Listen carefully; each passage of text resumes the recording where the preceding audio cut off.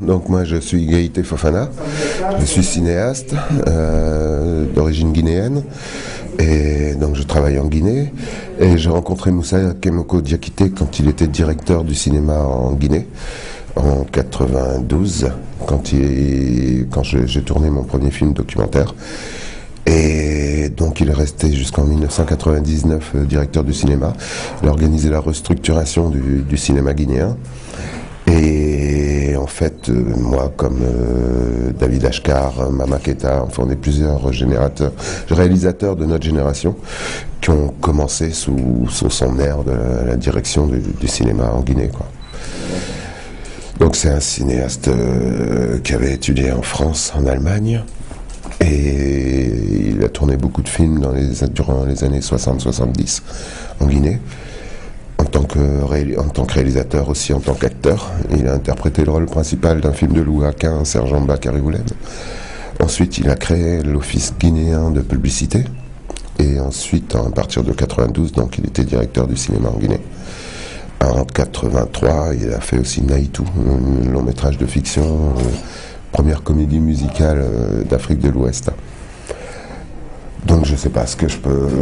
Bon, il est là, vous pouvez aussi lui poser des questions si vous voulez en savoir plus, parce que bon...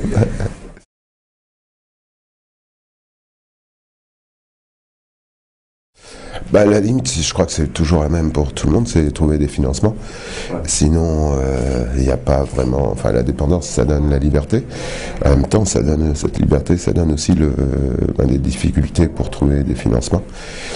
Maintenant, ce qui est bien, c'est que cinéaste indépendant, souvent, si on est producteur indépendant, donc après on a les droits de nos films, même si on a souffert, on met beaucoup plus de temps pour faire les films, mais après ils nous appartiennent. On fait ce qu'on veut en toute liberté, et deuxièmement, voilà, après on peut les exploiter comme on veut, quoi.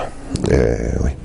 Et est-ce que vous avez rencontré justement, par rapport au gouvernement de Guinée, des limites par rapport aux censures ou par rapport à ce que vous aviez envie de dire? Non, pas du tout.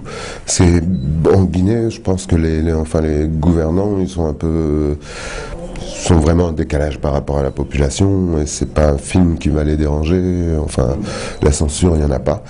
Ils nous aident pas non plus. Ça, c'est clair, mais ils nous empêchent pas. Donc c'est ça le principal.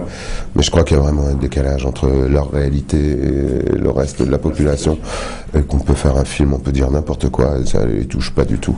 Ça les empêche pas de détourner de l'argent, de faire comme ils veulent. C'est pas un problème. Justement, Moussa nous disait sur une interview précédente que c'était à chaque fois les films étaient là pour faire la promotion du gouvernement guinéen. À son époque, c'est-à-dire que lui, il a fait des films surtout sous la Première République, et là, c'était vraiment une dictature, et enfin une vraie dictature, quoi, les bases même. Et lui, il était comme réalisateur employé par l'État, donc il n'avait pas trop le choix, quoi. Il était là pour faire des films de propagande, pour défendre l'image du guide suprême de la Révolution, et bon, c'était son travail. Maintenant, ce qui est intéressant, à la limite, faut pas non plus exagérer, mais au niveau créatif, c'est vrai que il avait, pour pouvoir s'exprimer, il a aussi à contourner toutes ces règles, enfin essayer d'avoir un second degré. Je crois que dans un film comme Naïtou, si on le voit au deuxième, voire au troisième degré, on peut voir aussi un point de vue sur la société, alors que ça se veut l'adaptation d'un conte, une comédie musicale assez simple, et en fait non, il y a beaucoup de choses derrière.